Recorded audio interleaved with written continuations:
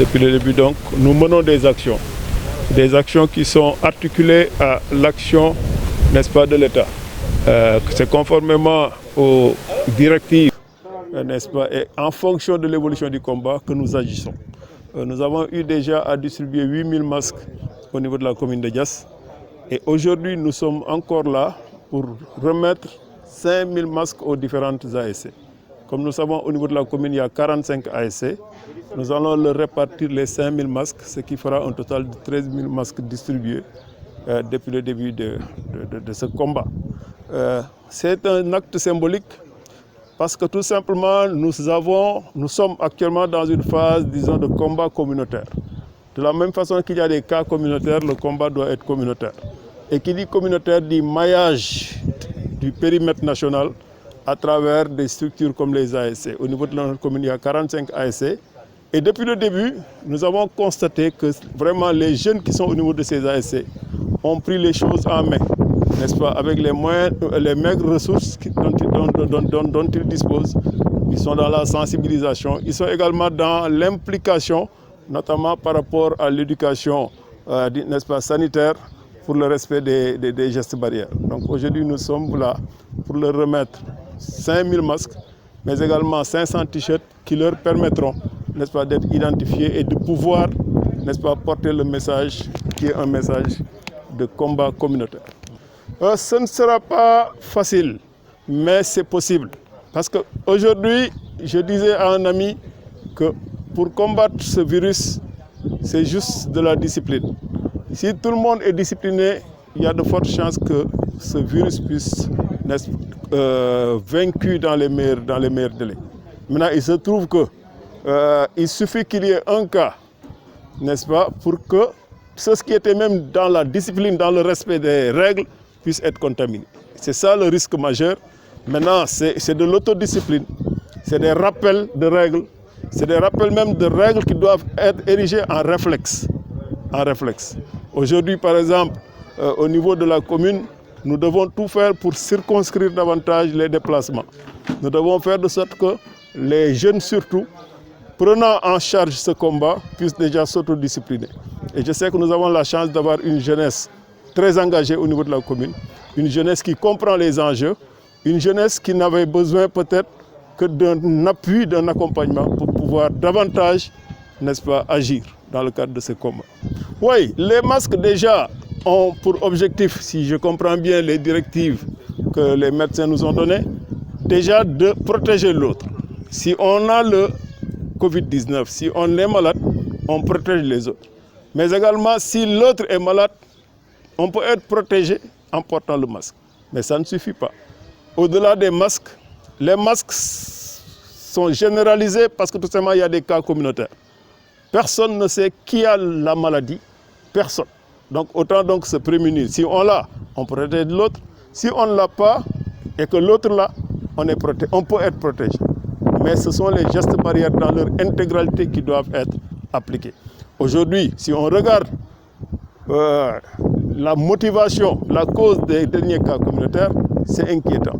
C'est des citoyens qui essayent de violer les règles établies en termes de mobilité, mais également en termes, disons, de rassemblement. Et ces citoyens qui le font, ils exposent leur propre personne, mais ils exposent les autres. Imaginons le cas communautaire récent qu'on a eu à découvrir, qui est parti d'une région pour traverser d'autres régions, venir jusqu'à la capitale, traverser à nouveau toutes ces régions pour aller dans une région qui était épargnée et ipso facto contaminer 25 personnes. Ça ne relève pas d'autre chose que de l'indiscipline et nous devons tout faire pour éviter ce genre de comportement. Donc c'est la raison pour laquelle nous en appelons à la vigilance des uns et des autres. Et je sais qu'aujourd'hui, ce combat communautaire doit être pris en charge par les ASC. Et je profite de cette occasion pour lancer un appel à l'ONCAV, à toutes les ASC du Sénégal, pour leur demander de s'impliquer. Aujourd'hui, au niveau de Diass, nous donnons juste un exemple qui est peut-être, disons, un coup d'épée dans l'eau. Mais c'est un exemple qu'il va falloir dupliquer sur l'échelle du territoire. Le message est clair. Le ministre de la Santé nous a dit clairement que ce combat nécessite une implication de la communauté. Et la communauté, il n'y a pas meilleur maillage que les ASC. Et c'est la raison pour laquelle les ASC de Diass, dans leur intégralité, vont bénéficier de notre accompagnement. Oui, vous savez, le chef de l'État a mis en place ce qu'on appelle le programme de résilience économique et sociale, qui est estimé à 1000 milliards. Mais c'est un programme qui doit permettre au Sénégal de traverser, n'est-ce pas, disons ce que j'appelle ce moment de secousse. Le chef de l'État a agi sur plusieurs leviers. Au plan social, vous avez vu qu'il a interdit, conformément au pouvoir qui lui a été donné par la loi d'habilitation, il a interdit les licenciements. Première chose, tout en accompagnant les entreprises, tout en jouant également sur le levier social avec la distribution des vivres, mais également en mettant en priorité la santé avec les 64 milliards qui sont dégagés, n'est-ce pas, dans le cadre de l'aspect résilience sanitaire. Mais tout ce que le chef de l'État est en train de mettre en place, c'est pour permettre au Sénégal de traverser ce moment de secousse, pour pouvoir rebondir au moment du redémarrage d'après Covid. Parce que comme nous le savons, c'est tous les pays du monde qui sont impactés et notre pays doit tout faire pour sauvegarder les acquis, n'est-ce pas, du PSE qui sont des acquis indéniables. Donc c'est ça qu'on attendait du chef de l'État et c'est ça qu'il a fait et nous le félicitons pour cela. Mais le plus important maintenant, c'est que chaque citoyen puisse se dire « je suis un soldat pour défendre notre pays ».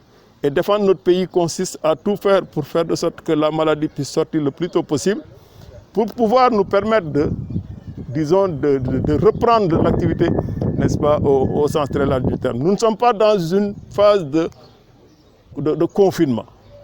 La dernière fois, j'ai taquiné un ami français en lui disant, j'ai entendu le Premier ministre même dire que désormais, ils vont traquer les cas contacts, désormais, ils vont faire de sorte que le transport public puisse prendre la moitié des personnes. Voilà, c'est ce que le Sénégal a fait bien avant. Donc nous sommes sur la bonne voie.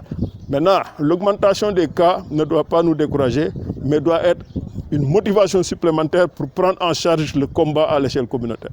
Moi, je suis sûr que si tous les Sénégalais s'y mettent, ce combat est largement à notre portée. Et plus tôt on sortira de ce combat, plus tôt on va redémarrer l'activité dans son intégralité.